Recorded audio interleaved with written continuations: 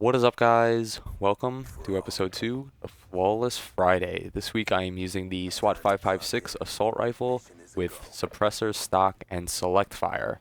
Um, so when I saw in the comments of the video that you guys choose the gun in, and I see that the SWAT is being the most liked, I gave a little bit of a sigh of relief. I was thinking you guys are going to pick the most awful LMG or, just horrible, horrible guns like the Executioner was, but seeing the SWAT, it made me a little bit happy. I didn't really use it that much in this game yet, so it gave me a reason to slap it on and just try some things out. I'm thinking with it, I could probably get a flawless in, 10 to 15 games. Would be relatively easy compared to the Executioner, but boy was I wrong. I spent probably the first hour and a half of game of playing with I used it straight in burst mode. And, I did good with it, but I kept dying from, like, stupid shit. And also, there's something about the burst with this gun that just feels wrong. Like, with the M8, you can cycle the burst pretty quickly. Like, each burst you can shoot pretty much right after the next. But with this gun, there's, like, a really abnormally weird delay in between bursts. So, and I don't know if it's true or if it's just, my experience or whatever, but if you try and shoot the next burst before the delay is over, like it like locks up the gun and it just like won't shoot the next burst or something like that. So, I died probably 4 to 5 times, with 2 or 3 kills left from a flawless, and it pissed me the hell off. So, I decided to slap on select fire, see if that was any better, and I eventually got it after probably another 2 hours of playing.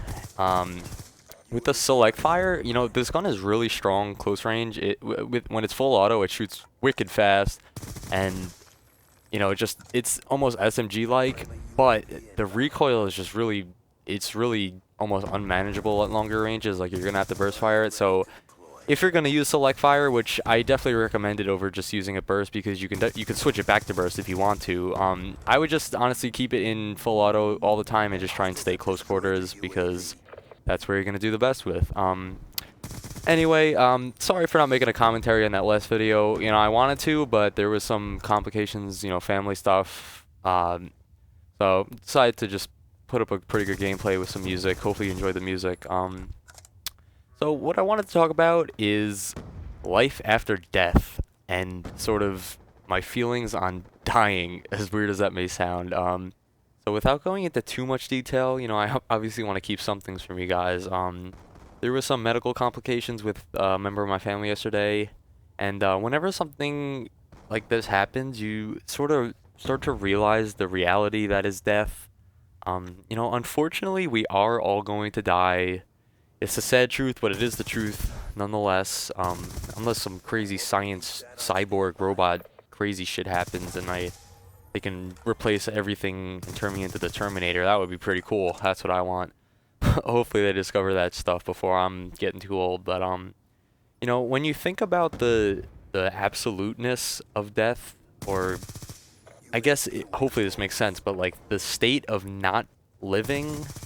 We spend our whole lives, I guess by definition, being alive. We can't physically comprehend what it is like to be dead. And it's an idea that is really scary and foreign to me. When I think about it, it's just like, what I can't picture a world that doesn't involve me, as narcissistic as that may be.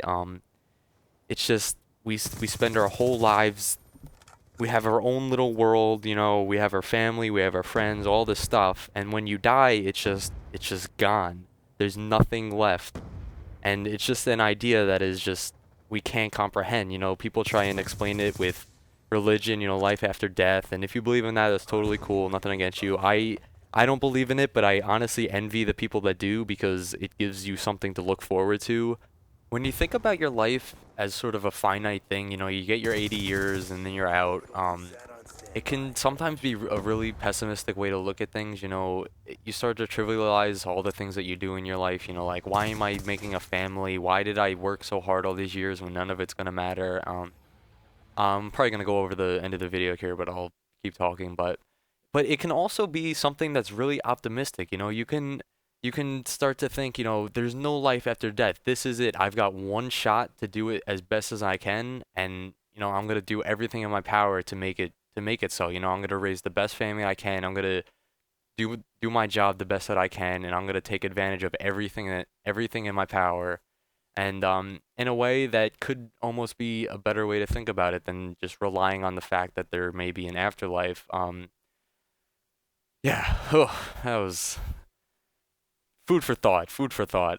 So hopefully you guys enjoyed the video. If you did, like it, leave a comment on whatever the hell you want to talk about, and have a good day, guys.